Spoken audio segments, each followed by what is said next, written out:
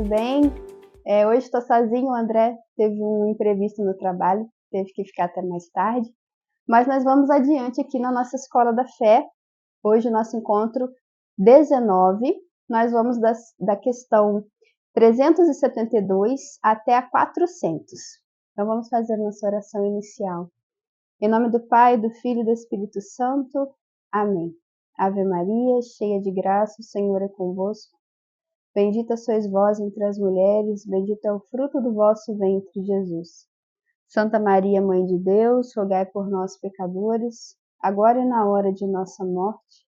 Amém. Em nome do Pai, do Filho e do Espírito Santo. Amém. Aqui no 372, a gente vai começar a ver alguns elementos sobre a consciência moral.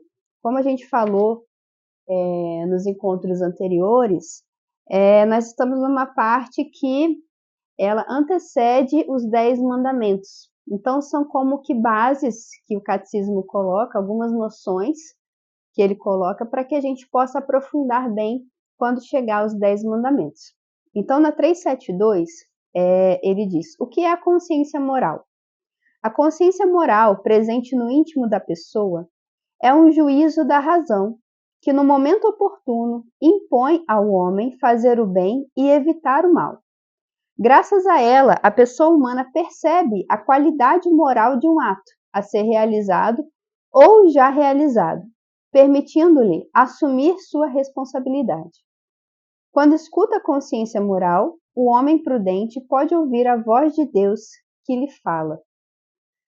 A consciência, gente, ela é algo que Deus colocou, né, na nossa razão como uma capacidade de reconhecer no nosso íntimo essa lei inscrita por Deus. Deus, ele colocou no nosso coração uma lei que nos faz perceber bem claramente aquilo que é bom, aquilo que é mal. A nossa consciência tem essa capacidade.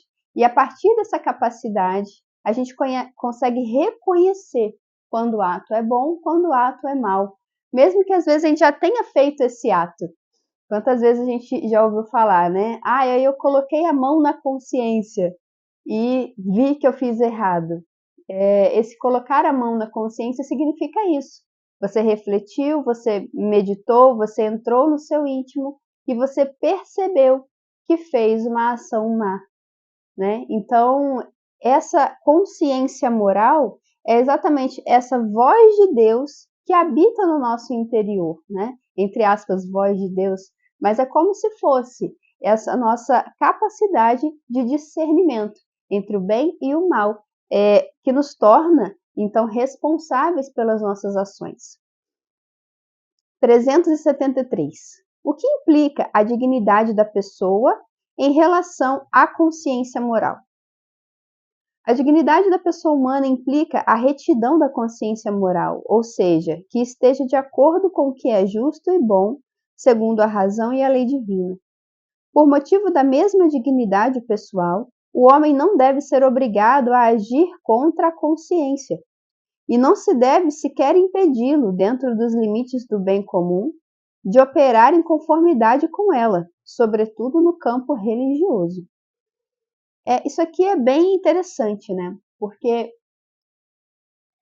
uma pessoa, ela nunca pode ser forçada, obrigada a agir contra a própria consciência, sem que isso fira sua dignidade. Quando você atropela a consciência moral de alguém, que é algo muito particular, né, sobretudo no campo religioso, você fere a dignidade dessa pessoa, porque a dignidade humana pressupõe que nós tenhamos uma liberdade de consciência. Muitas vezes isso acontece, por exemplo, no campo médico, quando um médico se recusa a fazer tal e tal ação, porque ele tem consciência de que isso é um ato imoral, um ato mau. Ele não pode ser constrangido a agir contra a sua consciência, porque ele tem esse direito, faz parte da dignidade de pessoa dele. Então, a consciência, ela é algo que realmente compõe a dignidade da pessoa e ela precisa sempre ser respeitada. Número 374. Como se forma a consciência moral para que seja reta e verídica? A consciência moral reta e verídica forma-se com a educação, com a assimilação da palavra de Deus e do ensinamento da Igreja. É sustentada pelos dons do Espírito Santo e ajudada pelos conselhos de pessoas sábias. Além disso, para a formação moral concorrem muito a oração e o exame de consciência. Isso aqui é bem interessante, porque o compêndio, né, o catecismo, ele nos dá dicas bem preciosas para a gente mapear como formar bem a nossa consciência. Porque muitas coisas as pessoas acabam fazendo porque não buscam formar bem a sua consciência. Então, coisas que são pecados, que são erradas, pelo fato delas não refletirem sobre aquilo, ou pelo fato delas não buscarem o conhecimento sobre determinada coisa, deixa com que elas tenham uma consciência moral mal formada, mal esclarecida. E isso dificulta que elas reconheçam quando fazem o mal. Nós cristãos temos que ter esse hábito do exame de consciência, de sempre examinarmos no nosso íntimo as nossas ações. Mas como que eu examino as minhas ações? De onde vai vir a fonte para eu saber se as minhas ações foram boas ou foram más? O compêndio fala, né? A consciência reta e verídica, ou seja, que se baseia na verdade, se forma com a educação, com a assimilação da palavra de Deus e do ensinamento da igreja. É o que nós estamos fazendo aqui na Escola da Fé. A gente está formando as nossas consciências, a gente está sendo iluminado pela palavra de Deus. E aí a nossa consciência reta é sustentada pelos dons do Espírito Santo e ajudada por conselhos de pessoas sábias. E além disso, para a formação moral concorrem muito a oração e o exame de consciência. Pela oração e pelo exame de consciência, a gente vai ajudando esse processo de muitas vezes começar a entender coisas que Deus nos pede e que pela nossa simples razão a gente tem uma certa resistência. Por exemplo, tem alguns pecados que as pessoas às vezes não entendem, não conseguem entender muito bem a lógica. Nossa, mas por que isso é pecado? Nossa, mas isso não está fazendo mal a ninguém, por que é um pecado? Aqui entra essa devida formação da consciência. A pessoa vai conseguir assimilar e formar bem a sua consciência a partir da oração, do próprio exame de consciência e especialmente da educação, a palavra de Deus e o ensinamento da igreja. Todas essas ações em conjunto vão formar bem as consciências. E um cristão que tem a consciência bem formada, ele vai agir bem, porque a sua consciência vai indicar o caminho reto, o caminho da verdade, mesmo que todos ao redor estejam fazendo diferente. Ele sabe dentro de si que aquele é o caminho reto, ainda que todos os outros ao seu redor estejam no caminho torto. Ele não se importa, porque ele segue a sua consciência e ele quer estar bem com a sua própria consciência. Por isso, a importância de formar bem essa voz interior, que na verdade é a voz do próprio Deus, que nos orienta. É preciso nos educarmos a ouvir essa voz, a discernir o que ela nos diz, o que ela nos indica a fazer. 375. Que normas a consciência deve sempre seguir? Há 3 mais gerais. Número 1. Jamais é permitido fazer o mal para que dele provenha um bem. 2. A chamada regra de ouro. Tudo aquilo que quereis que os homens façam a vós, fazei-o vós mesmos a eles. E 3. A caridade passa sempre pelo respeito do próximo e da sua consciência, ainda que isso não signifique aceitar como um bem o que é objetivamente um mal. Uma consciência bem formada, ela vai sempre nos conduzir, nos guiar para uma conduta reta. Porque as nossas ações, gente, elas nascem, elas brotam da nossa razão, do nosso pensar. A gente não é como os animais que agem por puro instinto. A gente pensa antes de fazer as coisas, ou ao menos deveria, né? Refletir, ainda que muito rapidamente. A gente deveria pensar, a gente pensa antes de realizar uma ação, antes de escolher preto ou branco. Então, uma consciência bem formada, esclarecida sobre o que é a verdade, sobre o que é bom e ruim, vai nos conduzir a essa conduta reta, a um agir correto, mediante as situações, porque são tantas situações que se apresentam que muitas vezes a gente precisa tomar decisões, sejam rapidamente, sejam decisões refletidas. E em tudo isso, uma consciência bem formada vai nos ajudar. A regra de ouro está dita aqui. Tudo que vocês gostariam que fizessem a vocês mesmos, façam aos outros. Essa é a regra de ouro da boa consciência.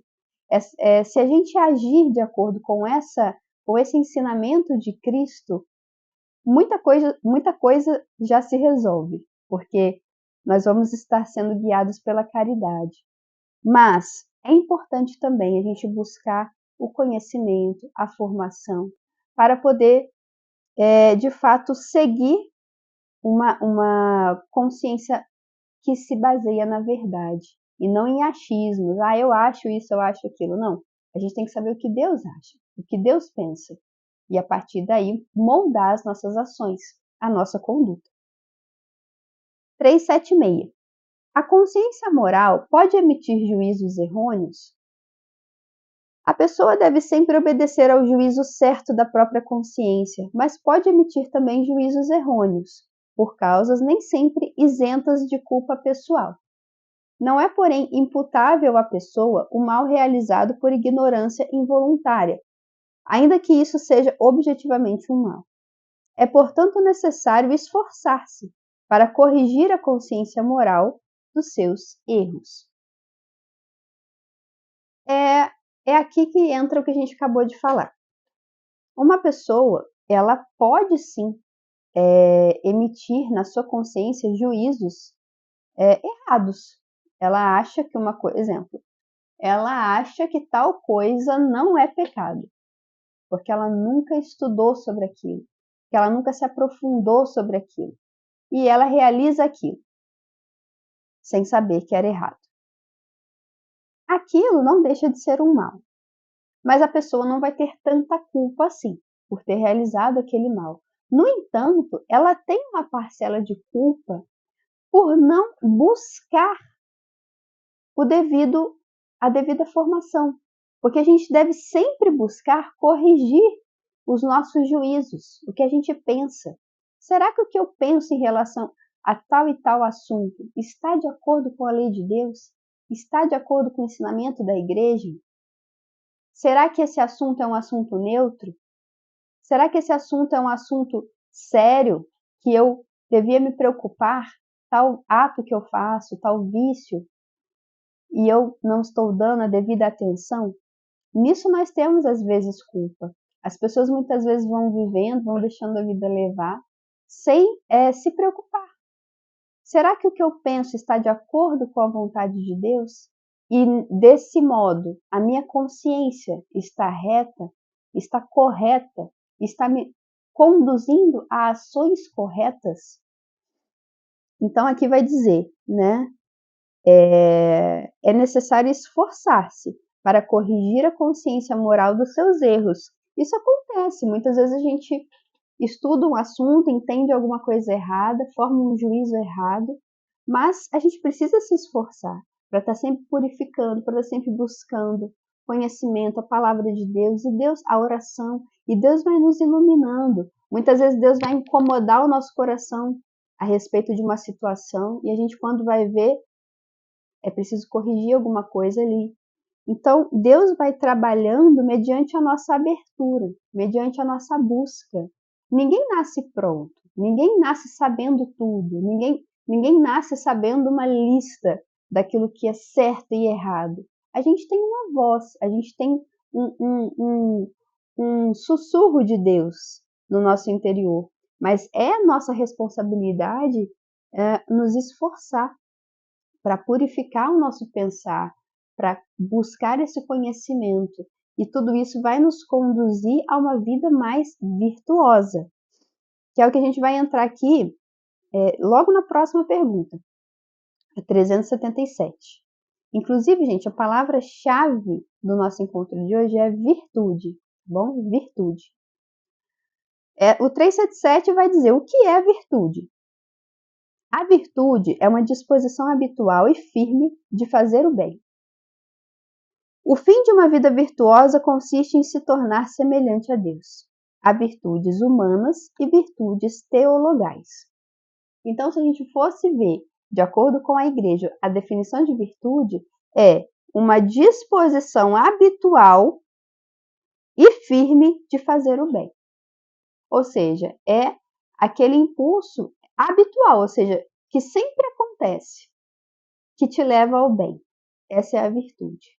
Ela incorpora, né, na sua personalidade, quando você adquire uma virtude, e aquilo se transforma em algo habitual, em algo que sempre está sendo exercitado e te leva para o bem. Por exemplo, uma pessoa generosa, ela tem a virtude da generosidade. Conforme ela vai ganhando aquela virtude, adquirindo aquela virtude, a generosidade para ela é habitual, é natural, digamos assim. Passa a ser algo natural, algo que ela sempre vai se inclinar a ser generosa, a ajudar, a fazer mais do que lhe pedem. E assim com todas as virtudes, não é? A virtude da humildade, da castidade, da esperança, da fé, cada uma no seu papel, não é? São essas disposições interiores habituais e firmes de fazer o bem, ok? 378. O que são as virtudes humanas? Porque disse lá que tem virtudes humanas e virtudes teologais. Então, o que são as virtudes humanas? As virtudes humanas são perfeições habituais e estáveis da inteligência e da vontade, que regulam os nossos atos, ordenam as nossas paixões e orientam a nossa conduta em conformidade com a razão e a fé. Adquiridas e fortalecidas por meio de atos moralmente bons e repetidos, são purificadas e elevadas pela graça divina. Gente, as virtudes humanas estão relacionadas à nossa inteligência e à nossa vontade, tá? Elas operam ali como que uma base para que a gente possa florescer depois na santidade, que já é algo mais elevado. As virtudes humanas são como um chão para a santidade. Por quê? Porque as virtudes humanas, elas, primeiro, regulam os nossos atos. Ou seja, elas conduzem os nossos atos. Como que nós vamos agir? Elas ordenam as nossas paixões. Lembra que a gente conversou aqui sobre as nossas paixões que estão desordenadas depois do pecado? E muitas vezes a gente age sob o impulso somente das paixões, sem a razão, sem a inteligência e sem a vontade fortalecidas? Então, as virtudes humanas ajudam a ordenar as nossas paixões. Por exemplo, a gente vai ver mais para frente, né? A virtude aqui da temperança é um exemplo disso. A temperança é essa virtude humana que ordena as nossas paixões, nos dá o equilíbrio, nos dá uma reta medida, uma justa medida dos nossos prazeres, nos faz sermos pessoas equilibradas em relação ao prazer. É um exemplo de virtude humana. E as virtudes humanas orientam a nossa conduta em conformidade com a razão e a fé. Lá na criação, quando Deus cria Adão e Eva em perfeita harmonia, eles tinham o dom da integridade, não sei se vocês vão lembrar. Esse dom que sempre as suas paixões, aqueles seus desejos interiores que foram criados por Deus também, eles estavam subordinados à razão, à fé e à razão. Depois do pecado, isso se desorientou. As paixões explodiram e muitas vezes se sobrepõem à razão. As virtudes humanas agem aí, nesse fortalecimento da vontade, nessa inteligência bem formada, para que a gente não haja simplesmente por um instinto, para que a gente não haja contra a nossa razão, contra a nossa consciência, contra o que a gente já sabe que é errado. As virtudes humanas nos ajudam. E aí elas são adquiridas, ou seja, a gente consegue, e a gente fortalece as virtudes humanas por meio de atos moralmente bons e repetidos. É repetição. As virtudes humanas, elas são como que um exercício que eu faço repetindo atos bons e atos bons, x, y, z, de acordo com cada virtude, e são também adquiridos e fortalecidos por meio de atos bons e são purificadas e elevadas pela graça divina. Então, esse chão para a santidade acontecer se chama virtudes humanas. Todos os santos, antes de alcançarem as grandes moradas espirituais e de comunhão com Deus, tiveram que construir esse chão e através da repetição de atos bons. Quando você se propõe, eu, mesmo sem querer, mesmo sem estar com vontade, porque eu ainda não tenho tal virtude, eu vou me propor a fazer tal ato bom para adquirir aquela virtude. Vamos supor, eu estava falando aqui da generosidade, da virtude da generosidade, só como um exemplo, né? Do desprendimento, né, das coisas. Então você percebe que você não tem essa virtude. Você fala, nossa, eu sou muito egoísta, eu sou muito pão duro, eu sou avarento. O que eu posso fazer para adquirir essa virtude? Você começa a repetir atos bons. Você começa a buscar meios de agir com generosidade. E aí você vai adquirir a virtude da generosidade. A mesma coisa a humildade, a paciência. Eu sou muito impaciente, eu não tenho a virtude da paciência. Como que você vai conseguir a virtude da paciência? Você vai conseguir exercitando-se na paciência. Eu vou me obrigar aqui a esperar com tranquilidade, né? Sem me irar. Eu vou ter mais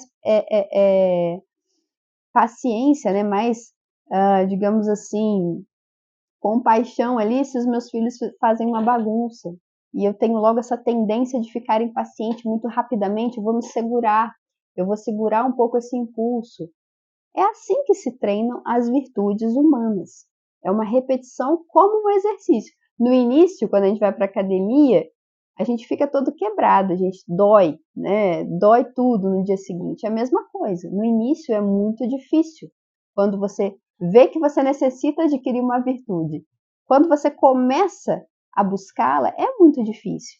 Uma pessoa irada, por exemplo, uma pessoa muito irada, no início, ela lutar contra essa ira para adquirir a virtude da mansidão é muito difícil. Ela vai sofrer, ela vai penar. Mas conforme ela vai conseguindo aos pouquinhos, se exercitando mesmo, ela vai vendo que algo muda no seu interior. É a virtude que está sendo adquirida, está sendo fortalecida.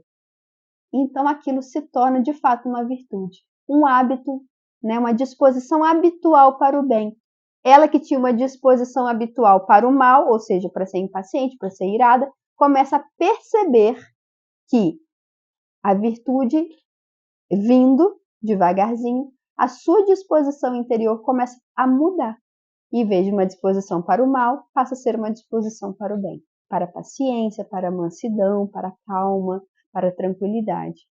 É assim que funciona, né, o mecanismo das virtudes humanas.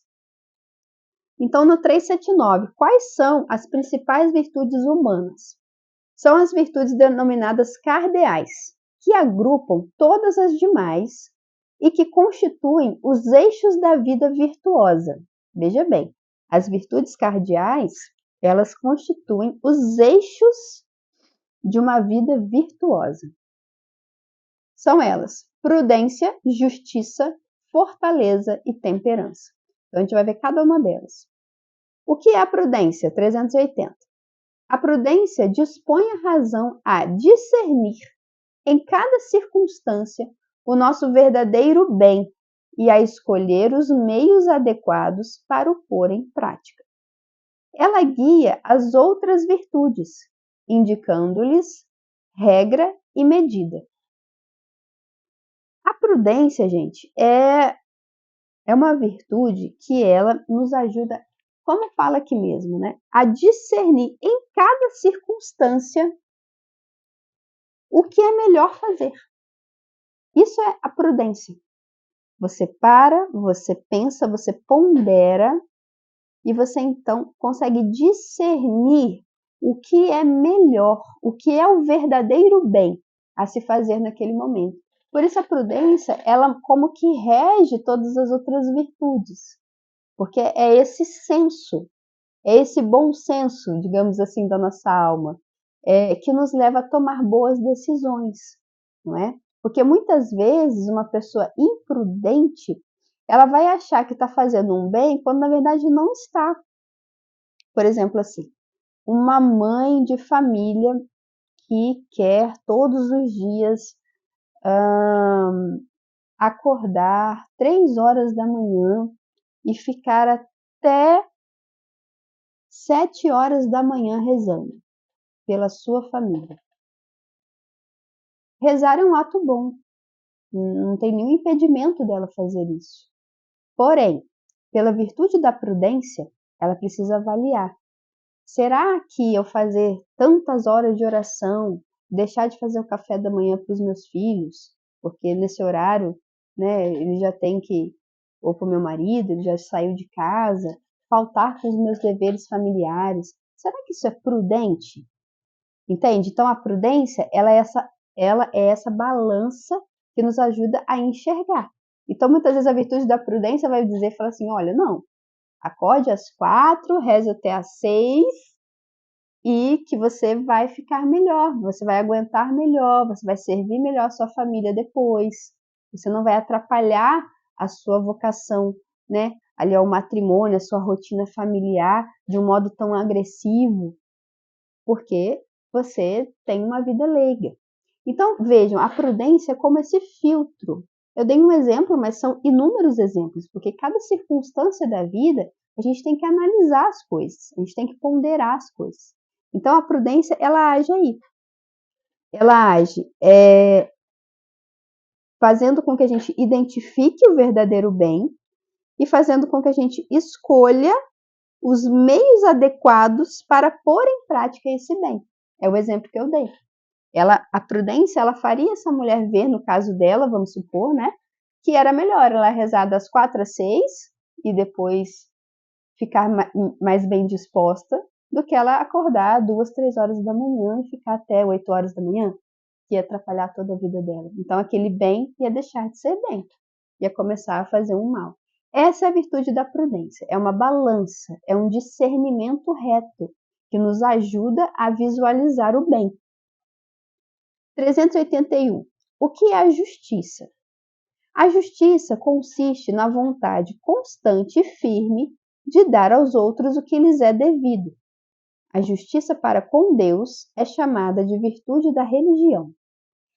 Interessante, a virtude da justiça, ela aqui principalmente está sendo tratada como em relação aos outros. Então a justiça é aquela inclinação, é aquela disposição de sempre dar aos outros aquilo que lhes é devido, né? Então, por exemplo, alguém me dá um troco errado, eu vou agir com honestidade, com justiça, devolvendo aquele troco a mais que a pessoa me deu, né? Agora, quando se trata da relação com Deus, é interessante que essa justiça para com Deus, ou seja, dar a Deus o que é devido a Ele, se chama virtude da religião. Eu descobri isso há pouco tempo, que realmente existe uma virtude que se chama virtude da religião, que é o quê? É dar a Deus o que lhe é devido, ou seja, o culto, a adoração. Por isso que na oração eucarística é muito bonito quando o padre fala assim, demos graças ao Senhor nosso Deus. E aí o que a gente responde? É nosso dever e nossa salvação. Mas pense nessa palavra, é nosso dever. Nós temos o dever para com Deus, é a virtude da religião, de prestar a Ele o louvor, a adoração e a ação de graças, porque Ele é o nosso Deus, é o nosso Criador. É muito bonito isso. Então, a justiça para com os homens é isso, dar aos homens o que lhes é devido.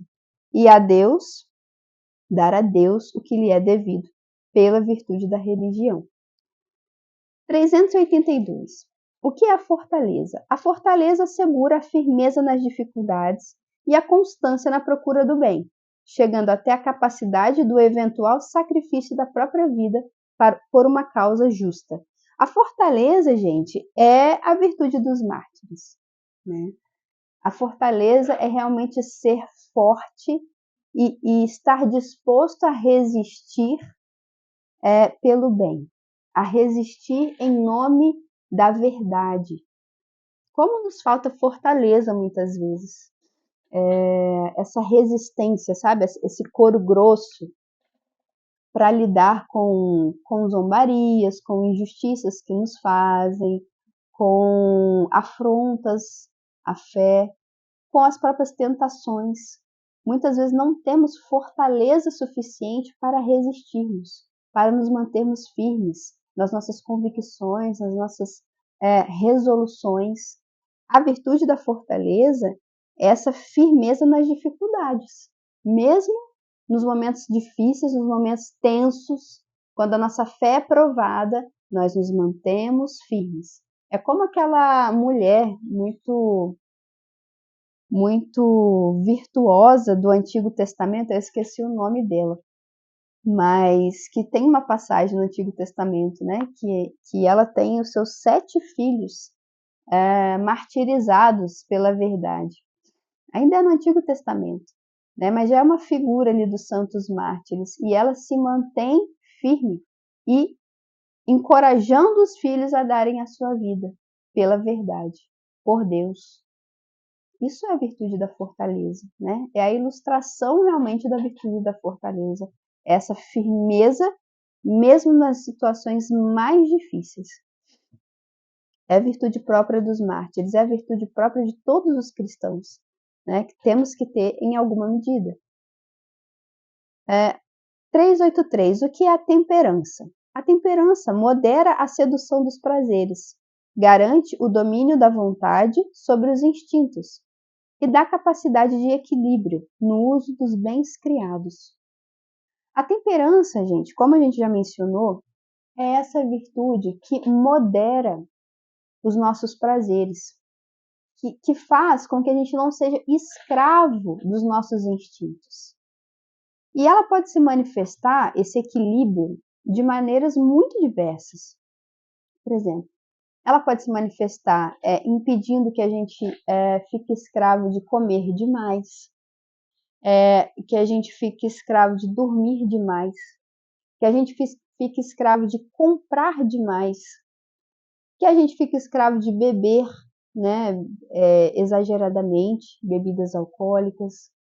Todas essas coisas que são muitas vezes impulsos ou prazeres que nós sentimos, a temperança regula tudo isso, para que a gente faça, para que a gente desfrute dos bens criados por Deus, das coisas boas, na sua justa medida, e não fora da medida, porque é aí que mora o vício, né? É aí que mora a desordem. É quando a gente dá aquilo, um valor, uma atenção aos bens criados, uma atenção desmedida. Quando a gente dá um espaço desmedido na nossa vida. Então, a temperança ela é esse equilíbrio, é essa virtude que nos ajuda a moderar a sedução dos prazeres e ter uma relação saudável com o mundo, com as coisas, com as alegrias da vida, enfim, com o desfrutar da vida, que a gente desfrute das coisas de forma moderada, de forma sóbria. 384. Então, nós vimos aqui as virtudes humanas, ok? Vamos agora para as virtudes teologais. O que são as virtudes teologais? São as virtudes que têm como origem, motivo e objeto imediato o próprio Deus. Infundidas no homem com a graça santificante, elas nos tornam capazes de viver em relação com a Trindade e fundamentam e animam o agir moral do cristão, vivificando as virtudes humanas. São o penhor da presença e da ação do Espírito Santo nas faculdades do ser humano. Gente, as virtudes teologais, nós recebemos essas virtudes no nosso batismo. Juntamente com a graça santificante, a gente recebe as virtudes teologais. Elas permitem que a gente tenha uma relação com a Trindade Santa, uma relação com Deus. E elas moldam o nosso agir moral, e vivificam as virtudes humanas. Vou dar um exemplo. A virtude teologal, a gente depois vai ver cada uma delas, né? Mas a virtude teologal da esperança. A esperança operando em nós vai vivificar sempre a virtude humana da fortaleza. Por quê? A virtude humana da fortaleza é eu ser firme mediante as dificuldades. Mesmo mediante a dor, eu permanecer firme em Deus. A virtude da esperança vai agir na fortaleza. Por quê? Eu vou ser forte porque eu tenho a esperança da vida eterna. Porque eu sei que eu não estou passando por isso aqui sem razão. Eu estou passando porque eu estou buscando um prêmio eterno. Por isso eu vou ser forte. Por isso eu vou aguentar as zombarias quando zombam de mim por ser cristão, quando debocham, quando me põem à prova, quando me armam ciladas, quando se apresenta uma situação difícil na minha vida, seja por qual motivo for, eu vou me manter firme. Por quê? Porque eu tenho esperança. Porque a esperança está vivificando o meu ser. E assim, por exemplo, a virtude da fortaleza. E é assim que as virtudes teologais operam na nossa vida. Elas são virtudes mais elevadas, porque elas vêm diretamente de Deus. Não é, digamos assim, um esforço só humano, só nosso. Elas vêm mesmo como graça de Deus e elas nos animam. Elas nos conduzem a uma vida realmente santa. Não somente a uma vida reta, a uma vida virtuosa, a uma vida correta, boa moralmente. Quantas pessoas nós conhecemos, né, que são assim, que são pessoas honestas, pessoas dignas, pessoas virtuosas nesse sentido humano de virtude. Mas as virtudes teologais, elas são virtudes que nos levam à santidade, né, que está acima de uma mera virtude no ponto de vista humano. A santidade é o amor realmente a Deus. É aquilo que os santos tinham completamente aflorado dentro deles, a virtude. Aí a gente vai ver quais são as virtudes teologais. As virtudes da fé, da esperança e da caridade. Isso aqui nos conduz à santidade. 386. O que é a fé? A fé é a virtude teologal pela qual nós cremos em Deus e em tudo que Ele nos revelou e que a Igreja nos propõe crer, porque Deus é a própria verdade. Com a fé, o homem se abandona livremente em Deus. Por isso, o fiel procura conhecer e fazer a vontade de Deus, porque a fé age pelo amor. A fé, gente, é aquilo que nos leva a realmente acreditar. Uma vez que conhecemos, que buscamos conhecer a vontade de Deus, a fé nos leva a acreditar nas suas palavras, né? Na palavra de Deus, na palavra da igreja, por consequência. E por consequência desse acreditar, a fé nos conduz a querer agir de acordo com essa verdade. A fé nos impulsiona. Sobre a fé, eu queria deixar como dica aqui a encíclica do Papa Bento, que, se eu não me engano, foi escrita por ele e pelo Papa Francisco juntos, chamada Lumen Fidei, a luz da fé. É uma encíclica sobre, não sei se é uma encíclica, mas é um documento, sobre a fé. Com certeza vai ajudar no aprofundamento dessa virtude. Sem fé, ninguém pode agradar a Deus. A fé é a base. A fé é a virtude teologal que nós recebemos no batismo, uma das virtudes, e que digamos assim, o fundamento para que todo o mecanismo ali da santidade aconteça, para que as engrenagens rodem na nossa alma e a gente progrida na busca da santidade, na busca de amar a Deus, na busca de nos doarmos pelos nossos irmãos e por Deus mesmo. A fé é o que faz tudo isso girar. O Papa Bento, ele tem como que uma trilogia de documentos, assim. Um é sobre a fé, o outro é sobre a esperança, que nós vamos falar, e o outro sobre a caridade. Eu vou deixar os nomes aqui para vocês. 387. O que é esperança? A esperança é a virtude teologal pela qual nós desejamos e esperamos de Deus a vida eterna como nossa felicidade, repondo nossa confiança nas promessas de Cristo e apoiando-nos o auxílio da graça do Espírito Santo, para merecê-la e perseverar até o fim da vida terrena. A virtude da esperança, gente, ela está muito relacionada com a esperança de vida eterna. Não é uma simples esperança, sabe, assim, de coisas de pouco valor. A virtude teologal da esperança tem como seu objeto principal a vida eterna. Eu espero a vida eterna, eu espero o céu, eu espero Deus. É muito bonita a encíclica do Papa Bento, se chama Spe Salvi. É só sobre a esperança. Quando eu li esse documento, já faz uns bons anos, mas eu lembro que eu me surpreendi assim, de uma forma avassaladora, com ele descrevendo a virtude da esperança, essa firmeza, essa confiança nas promessas de Cristo,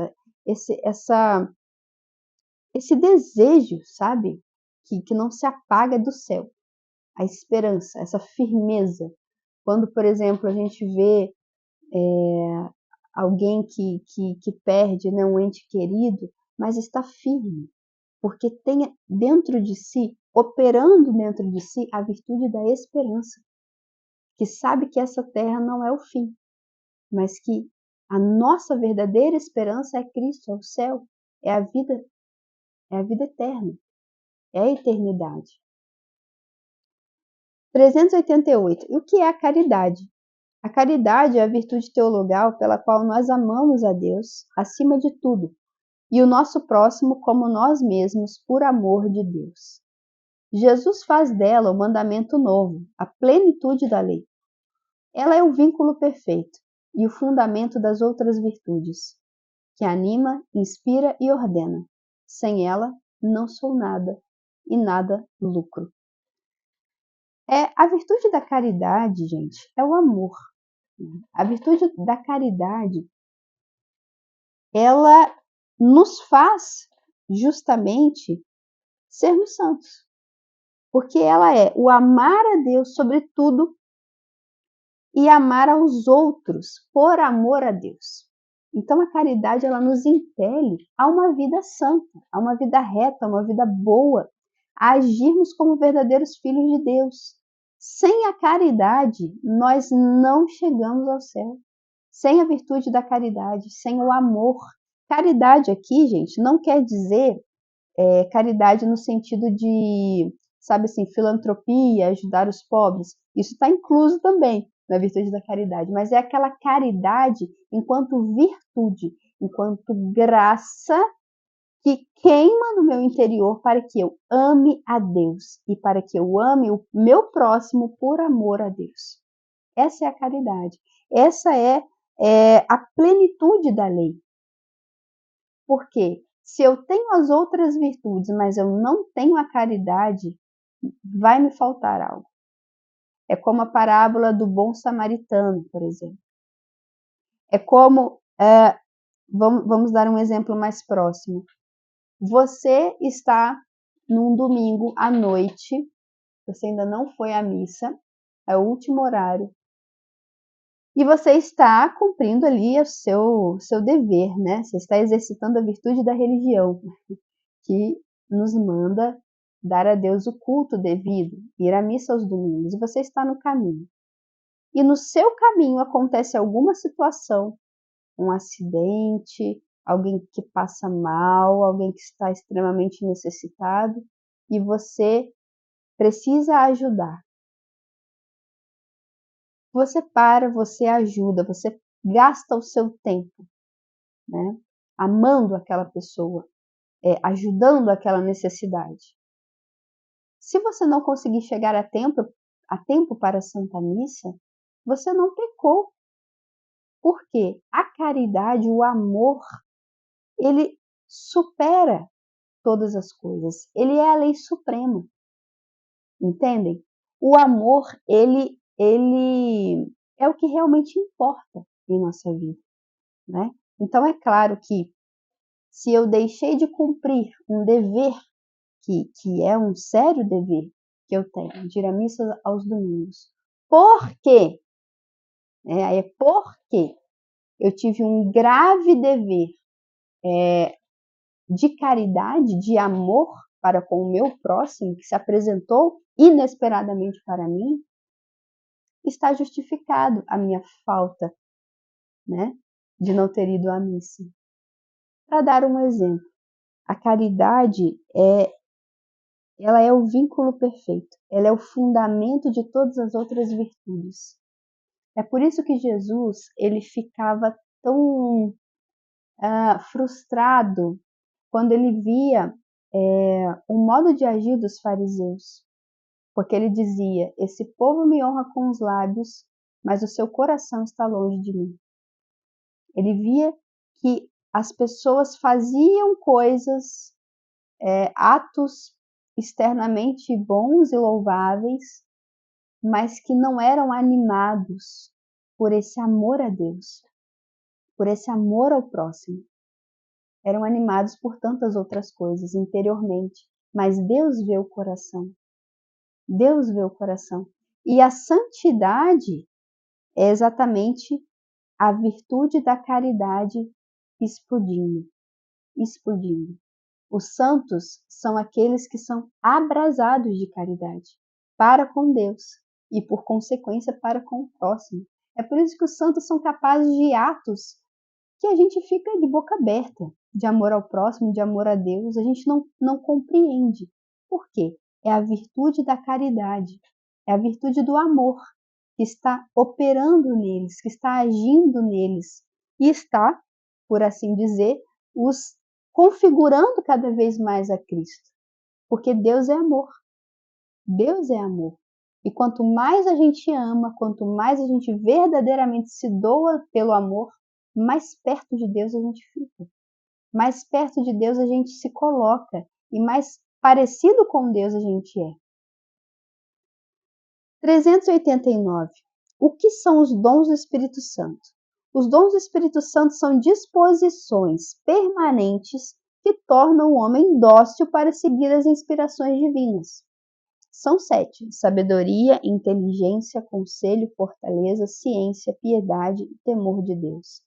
Eu achei muito bela essa definição aqui dos dons do Espírito Santo, né, que a gente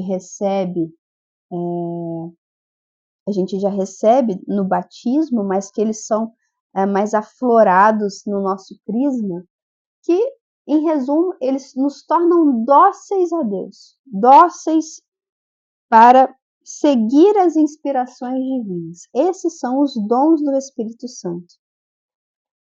390. E o que são os frutos do Espírito Santo? Os frutos do Espírito Santo são perfeições plasmadas em nós como primícias da glória eterna. A tradição da igreja numera 12: caridade, alegria, paz, paciência, longanimidade, bondade, benignidade, mansidão, fidelidade, modéstia, continência e castidade. Está em Gálatas 5, de 22 a 23. É muito bonita essa definição também, né? Que são perfeições plasmadas em nós como primícias da glória eterna. Esses frutos do Espírito Santo, alegria, paz, paciência, bondade, modéstia, fidelidade, mansidão, a igreja está dizendo aqui, é como que um gostinho do céu. É um gostinho do céu. É a gente viver segundo o Espírito de Deus. Quando a gente está vivendo segundo o Espírito e não segundo a carne, nós experimentamos dentro de nós esses frutos. Caridade, alegria, mansidão, castidade, continência, bondade. São como que uma antecipação, uma pequena antecipação do céu, da alegria do céu, da vida em Deus. São os frutos do Espírito Santo. Então, nós vamos adiante agora no 391, que é agora o contrário, né, da virtude e do bem, o pecado. O que comporta em nós o acolhimento da misericórdia de Deus? Comporta que reconheçamos as nossas culpas, arrependendo-nos dos nossos pecados. O próprio Deus, com a sua palavra e o seu Espírito, desvela os nossos pecados, dá-nos a verdade da consciência e a esperança do perdão. Aqui está dizendo, né, as etapas, digamos assim, para que a gente possa acolher a misericórdia de Deus, o perdão de Deus, quando a gente erra, quando a gente peca. E ele dá 3 pontos, né? Que o próprio Deus, com a sua palavra e o seu Espírito, primeiro, desvela os nossos pecados. É aquilo que a gente conversava. Uma consciência bem formada, iluminada pela palavra de Deus, Deus vai desvelando em nossa frente os nossos pecados.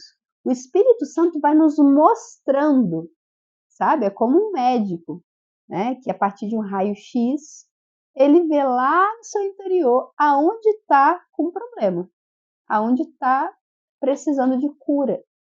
O Espírito de Deus é a mesma coisa. Ele nos ilumina, ele nos mostra aonde em nós existe o pecado. Depois, ele nos dá a verdade da consciência. Ou seja, ele nos faz tomar consciência desses pecados e termos a esperança do perdão. Essas são as premissas para acolhermos a misericórdia de Deus. E aí no 392, o que é o pecado? O pecado é uma palavra, um ato ou um desejo contrários à lei eterna, Santo Agostinho. É uma ofensa a Deus, na desobediência ao seu amor. Ele fere a natureza do homem e atenta contra a solidariedade humana. Cristo, na sua paixão, desvela plenamente a gravidade do pecado e o vence com a sua misericórdia. Isso aqui a gente pode pular porque a gente já viu, né, em vários encontros sobre o pecado, que é uma ofensa a Deus, que é uma desobediência. E que Cristo crucificado nos revela a gravidade do pecado. Quando a gente vê o estado em que Jesus se deixou ficar na sua paixão, é para nos mostrar o horror que é o pecado, né? A gravidade realmente de uma ofensa a um Deus tão bom. 393. Existe uma variedade de pecados? A variedade dos pecados é grande. Eles podem ser distintos segundo o seu objeto, ou segundo as virtudes ou os mandamentos aos quais se opõem. Podem se referir diretamente a Deus, ao próximo ou a nós mesmos. Além disso, podem se distinguir pecados de pensamento, de palavra, de ação e de omissão. Gente, pecado tem de tudo que é jeito que a gente possa imaginar, né? Tanto no aspecto de mandamentos ou virtudes que eles ferem, tanto nessa categoria, né? Tem pecados que é em pensamento, tem pecados que é palavras que a gente diz, tem pecados que são ações realmente que nós fazemos e tem pecados de omissão, coisas que deixamos de fazer. Então, a variedade dos pecados, gente, ela é imensa, ela é imensa. E aí nos leva a 394. Como se distingue o pecado em relação à gravidade? Você tem isso tudo de pecado, esse mar de variedade de pecados. Eles se distinguem em pecado mortal e venial. Ou seja, existe sim, aqui a igreja está dizendo, né, para nós, existe sim pecadinho e pecadão. Né? Muitos irmãos protestantes vêm com essa de que não existe pecadinho e pecadão, tudo é igual. É claro que não. Com a própria razão, né, com a nossa própria lógica humana, a gente consegue entender que existem sim ações más, sempre más, mas algumas que são ruins e outras que são muito ruins. Algumas são leves e outras são graves, né? Então, a gente vai ver aqui, primeiramente, quando se comete um pecado mortal, que são pecados chamados também de graves, né? Se comete um pecado mortal quando, ao mesmo tempo, há, número 1, matéria grave, número 2, plena consciência, número 3, consenso deliberado. Esse pecado destrói em nós a caridade, priva-nos da graça santificante, leva-nos à morte eterna do inferno, por isso chama mortal, se não nos arrependermos. É perdoado ordinariamente mediante os sacramentos do batismo e da penitência ou reconciliação. Um pecado grave ou mortal, como a igreja chama, ele é chamado mortal porque leva à morte eterna. Se alguém morre em pecado mortal sem se arrepender, ele é condenado à morte eterna. O pecado mortal, gente, ele precisa de 3 coisas para ser um pecado mortal. E que o catecismo, aqui o compêndio, enumera muito tranquilamente. Primeiro, tem que ser matéria grave. O que é matéria grave? Ferir os 10 mandamentos. Quando um pecado fere os 10 mandamentos, é matéria grave. Então, por exemplo, vou dar um exemplo aqui. Não matar é matéria grave. Segundo, plena consciência. Plena consciência. Ou seja, a pessoa sabe que aquele pecado, que aquilo é um pecado grave, que é uma ação grave. Terceiro, consenso deliberado. É matéria grave. Eu sei que é matéria grave e mesmo assim eu delibero, ou seja, eu pondero, eu reflito e eu ajo e eu faço aquele ato. Eu mato alguém. Se tem esses 3 elementos, matéria grave, plena consciência e consenso deliberado, ou seja, livremente eu opto por fazer aquilo, eu cometo um pecado grave, ok? E 396, quando se comete então um pecado venial? Comete o pecado venial, que se diferencia essencialmente do pecado mortal, quando se tem matéria leve ou também grave, mas sem plena consciência ou total consenso.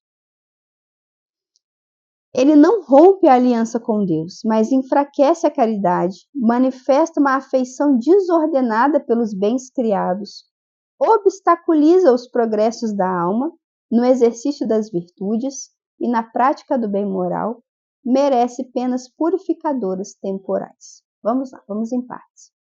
O pecado mortal, que é aquele que a gente viu, ele é como se fosse assim uma separação assim de Deus, né? Uma negação de Deus, não uma separação, mas uma negação de Deus, consciente e livre.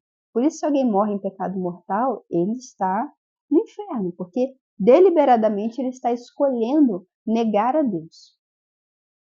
E o pecado mortal, ele mata a caridade em nós. E isso só é restabelecido pela confissão, ou pelo batismo ou pela confissão. O pecado venial, ele é cometido, ou se ele é matéria leve, ou seja, é um ato menos grave, é um ato que não é tão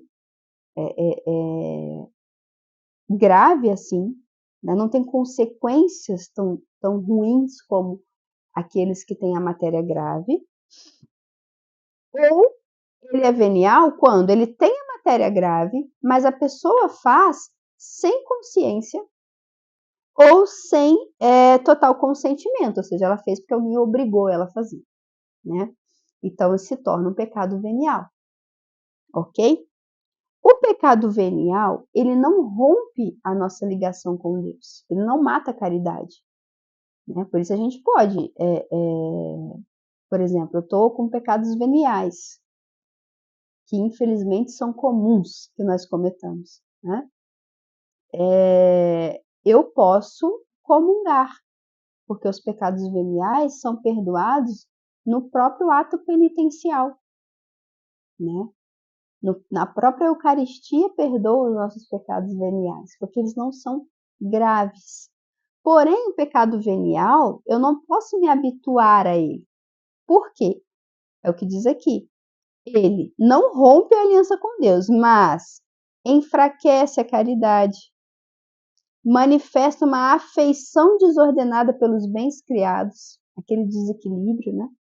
E obstaculiza o progresso da alma no exercício das virtudes, ou seja, se eu quero as virtudes, se eu quero a santidade, que é a perfeita caridade, quanto mais pecados veniais eu cometo e vou cometendo, e nem ligo, porque é venial mesmo, eu vou enfraquecendo esse progresso, eu vou murchando, digamos assim, a graça na minha alma.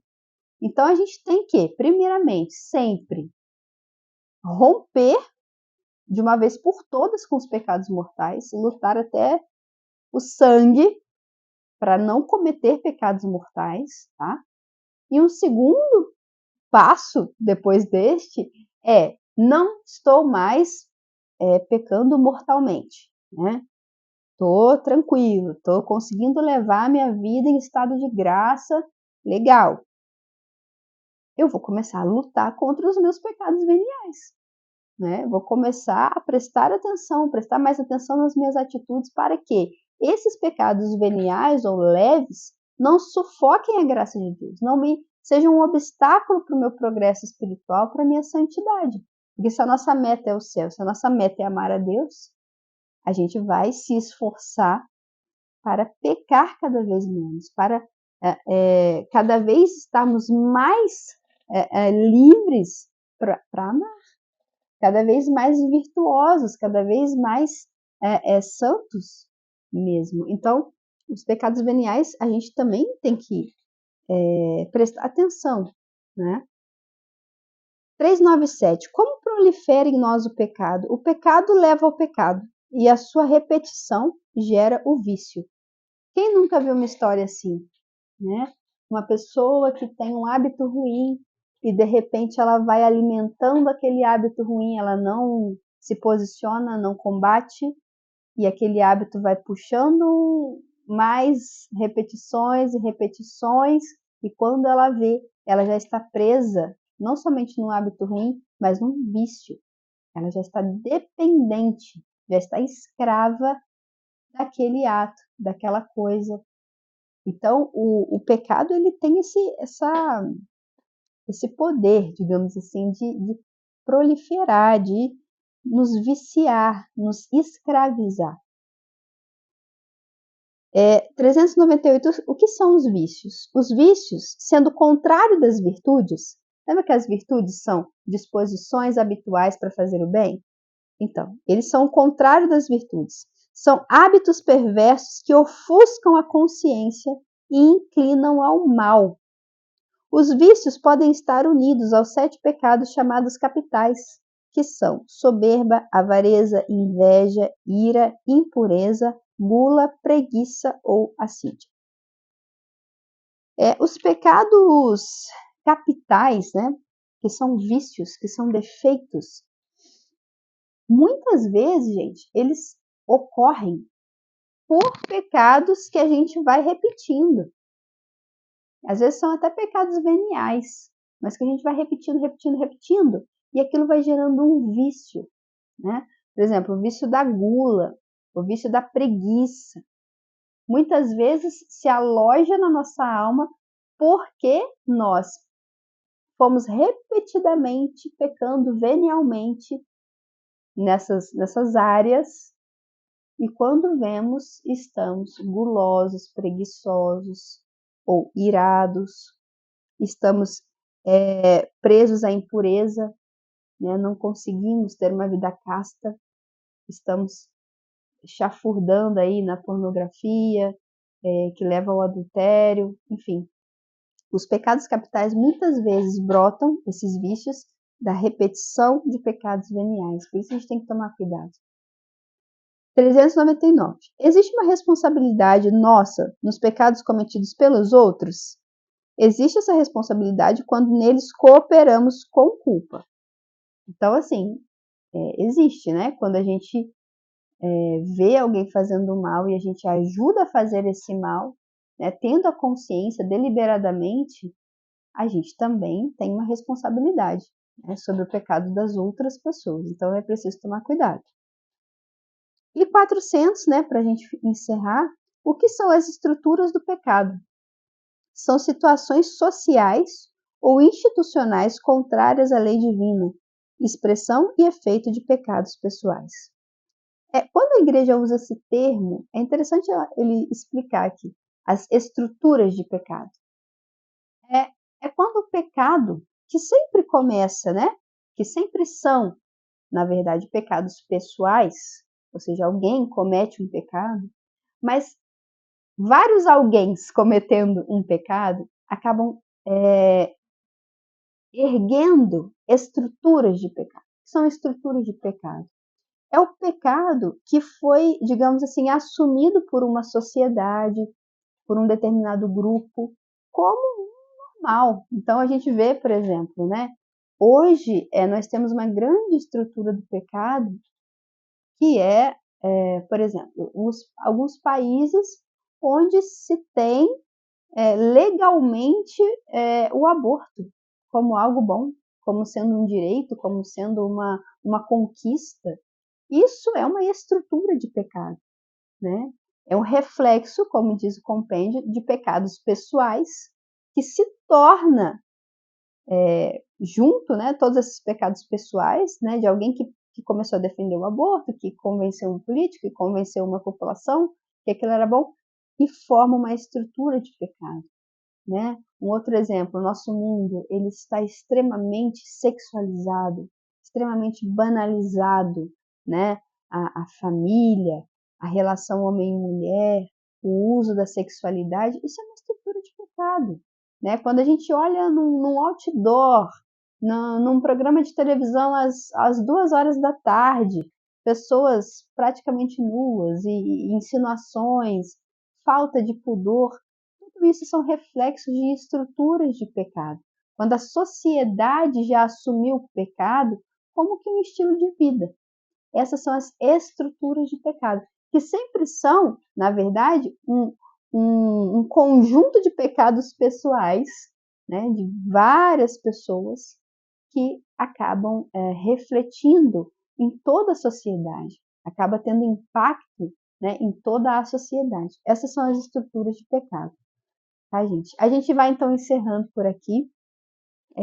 Agradecemos a presença de vocês, os estudos aí, e vamos fazer uma oração final pedindo a Nossa Senhora que nos dê as virtudes, que nos dê o amor pelas virtudes e o desejo de buscar, né? Primeiro esse chão, que são as virtudes humanas, que vão nos ajudar a lutar contra o pecado. E depois, né, esse florescer das virtudes mais elevadas, que são as virtudes teologais, a fé, a esperança e a caridade, que já estão dentro de nós pelo nosso batismo, mas que nós precisamos alimentá-las para termos uma vida verdadeiramente santa. Amém? Ave Maria, cheia de graça, o Senhor é convosco. Bendita sois vós entre as mulheres, bendito é o fruto do vosso ventre, Jesus. Santa Maria, Mãe de Deus, rogai por nós, pecadores, agora e na hora de nossa morte. Amém. Em nome do Pai, do Filho e do Espírito Santo. Amém. Obrigada, gente. Até um próximo encontro.